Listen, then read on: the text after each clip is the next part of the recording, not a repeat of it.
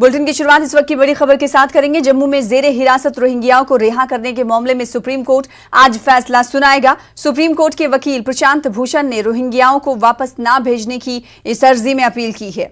वापस नहीं भेजने की दरखास्त के जवाब में हुकूमत ने कहा था कि हिंदुस्तान में गैर कानूनी तौर पर आए तमाम अफराद को पनाह नहीं दी जा सकती। तो आज की होने वाली समाअत काफी अहम है और आज सुप्रीम कोर्ट फैसला सुनाएगा इस पूरे मामले पर। जैसा कि हम जानते हैं कि सुप्रीम कोर्ट के वकील प्रशांत भूषण ने इस हवाले से अर्जी दाखिल की है। इससे पहले हुई समाअत भी हमने देखी और आज फैसला आने का इंतजार किया जा रहा है। आज का ये अर्जी जो है वो काफी अहम है जो कि दाखिल की गई थी प्रशांत भूषण के जरिए। इस तमाम पर बातचीत करने के लिए रुख करेंगे अपने नुमाइंदे सुशील पांडे का, जो कि इस वक्त दिल्ली से जुड़ चुके हैं हमारे साथ। सुशील, आज कितने बजे इस मामले पर सुनवाई हो सकती है? और काफी अहम ये मामला है क्योंकि रोहिंग्याओं का मसला हमने देखा कि हर जगह ये उठता है। अब जबकि प्रशांत भूषण ने अर्जी दाखिल की है, क्या लगता है सुप्रीम कोर्ट का फैसला कैसा हो सकता है? आज देखिए सना, लगभग 11:30 बजे के आसपास देश की सबसे बड़ी अदालत जो रोहिंग्या मुसलमान हैं, जो फिलहाल जम्मू कश्मीर के होल्डिंग सेंटर में रखे गए हैं, जिनकी तादाद लगभग 150 से भी ज्यादा है, उनको म्यांमार वापस ना भेजने के फैसले को फिलहाल कॉमन कॉज नाम की एक एनजीओ है जो प्रशांत भूषण की है, उन्होंने फिलहाल चैलेंज किया है और ये कहा है कि म्यांमार में जिस तरह हालात हैं उस हालात को देखते हुए इन तमाम जो 150 रोहिंग्या मुसलमान जो शरणार्थी हैं उनको फिलहाल ना भेजा जाए, क्योंकि कहीं ना कहीं अगर इस पूरे मामले में देखा जाए तो आने वाले समय में उनकी जान को खतरा हो सकता है। और इंटरनेशनल कोर्ट ऑफ जस्टिस ने भी ये कहा है कि चूंकि अगर वहां माहौल ठीक नहीं है तो शेल्टर के आधार पर भारत में इनको रखा जा सकता है। हालांकि केंद्र सरकार की तरफ से सना इस पूरे मामले में इस चीज का विरोध भी किया गया और ये कहा गया कि उनकी म्यांमार सरकार से बातचीत हो रखी है और चूंकि ये एक फॉरेन एक्ट का वायलेशन है, लिहाजा इनको वापस भेजा जाना चाहिए। लेकिन प्रशांत भूषण की तरफ से यह कहा गया है कि मानवता के आधार पर भारत में जो लगभग 150 से ज्यादा रोहिंग्या मुसलमान शरणार्थी हैं उनको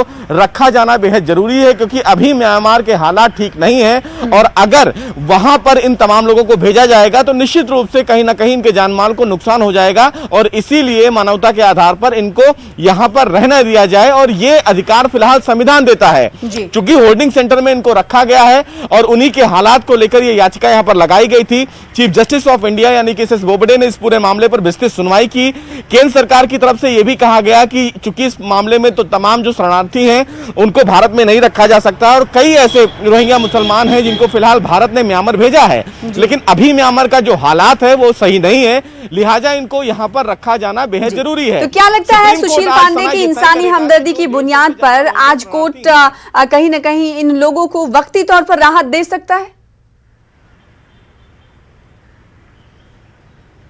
जी देखिए, ये कहना थोड़ा सा अभी जल्दबाजी होगी, चूंकि मामला देश की सबसे बड़ी अदालत के सामने है। हमें भी इंतजार करना होगा कि देश की सबसे बड़ी अदालत इस पूरे मामले में क्या कुछ अहम आदेश जारी करती है। लेकिन जिस तरह प्रशांत भूषण की मांग थी और ये कहा गया था कि म्यांमार के हालात ठीक नहीं है, लिहाजा इनको रखा जाना चाहिए, तो ऐसे में देखना बेहद अहम होगा कि सुप्रीम कोर्ट का आदेश क्या होगा। लेकिन जिस तरह सुप्रीम कोर्ट ने मामले की सुनवाई करी, उम्मीद यह है कि इन तमाम 150 से ज्यादा जो रोहिंग्या शरणार्थी हैं उनको कुछ दिनों के लिए जरूर भारत में रहने का आदेश सुप्रीम कोर्ट दे सकता है, क्योंकि अभी म्यांमार में तख्ता पलट की जो कार्रवाई है वो चल रही है। सेना वहां पर अपने हाथ में सब कुछ ले भी चुकी है, लिहाजा वहां पर सुरक्षा के लिए इन तमाम शरणार्थियों को बहुत खतरा हो सकता है और इसीलिए थोड़े दिनों तक हो सकता है भारत में उनको रहने के लिए आदेश सुप्रीम कोर्ट दे।